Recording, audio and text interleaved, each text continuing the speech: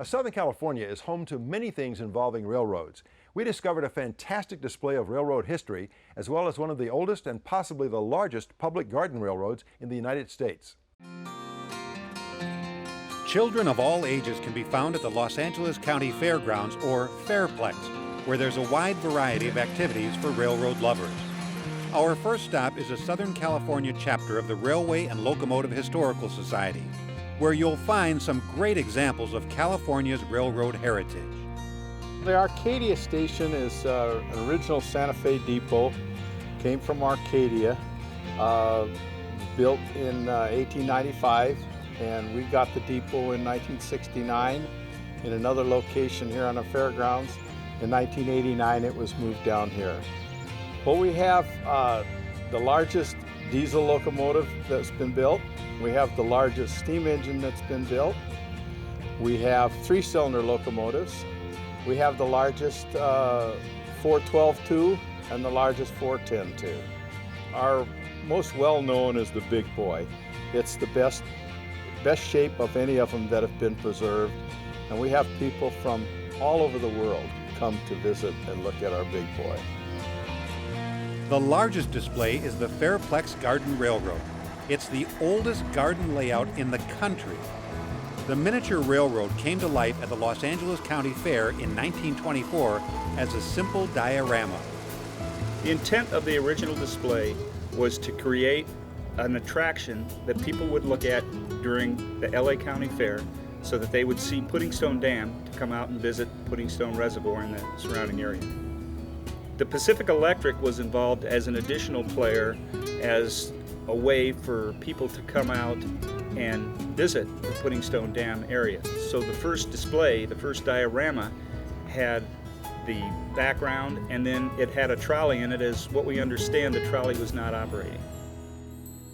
The display remained within the fair's tent for the next 10 fairs, growing slowly as an operating miniature railroad. In 1935, there were no miniature trains of this size commercially available, so each locomotive and piece of rolling stock had to be handmade. Enter Herman and Homer Howard. Herman Howard was a Pomona High School shop teacher who was contacted to build the original display, and he did all the construction. His brother Homer helped him with the electrical wiring and the diorama when it was first built. Students assisted Mr. Howard on the construction of several of the different locomotives and rolling stock. Rolling stock would include flat cars, box cars, tank cars, and everything was constructed from scratch. The trains were originally built to 1/2 inch scale, and they were built from plans that Mr. Howard obtained from the railroads. The Howards kept the place alive by annually running the train during the LA County Fair. In 1958, the Howard family sold the operation. After passing through several local ownerships, Fairplex eventually took title to the railroad in 1970. The railroad was a popular attraction, and Fairplex wanted to revitalize the aging display. Enter the Southern California Garden Railway Society. That group came out and took out all the old 1/2 inch track and put in new modern G-gauge track. And at the time they put down about 5,000 feet of track. They brought out their own trains for the next fair, and for the 1997 fair they were able to operate and have the trains running. Physical labor wasn't the most important item of the new relationship between Fairplex and the society.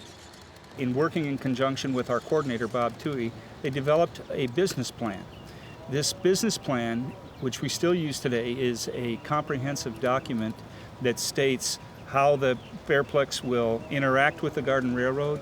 It explains the projects that we'll work on here at the Garden Railroad, and most importantly, it covers how the volunteers will be organized, and that's crucial for coverage during the annual LA County Fair. Our volunteer crew is critical to the ongoing success of this exhibit. We have, of our 70 some volunteers, we staff 10 people for every one of the 10 hours that the fair is open every day for all 23 days of the fair. And that works out to over 2,300 hours every year that we put in for the fair. Of course, we're slightly biased in our viewpoint of our importance, but we like to see that the majority of the people that come to the fair